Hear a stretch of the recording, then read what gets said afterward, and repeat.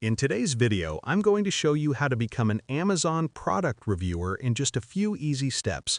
If you enjoy sharing honest opinions and helping others choose the right products, this is for you. First, you need an Amazon account. If you already have one, you're ready to go.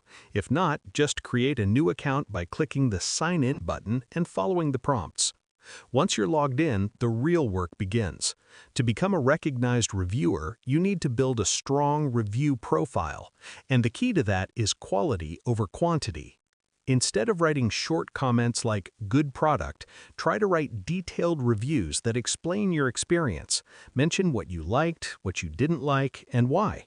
The more helpful your review is, the more value it brings to other shoppers.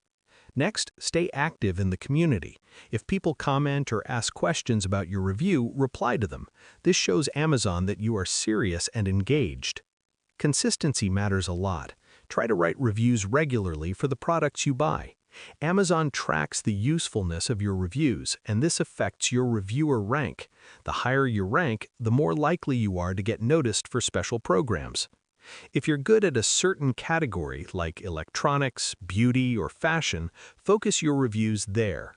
Specializing helps you stand out and makes your profile more attractive to brands and Amazon.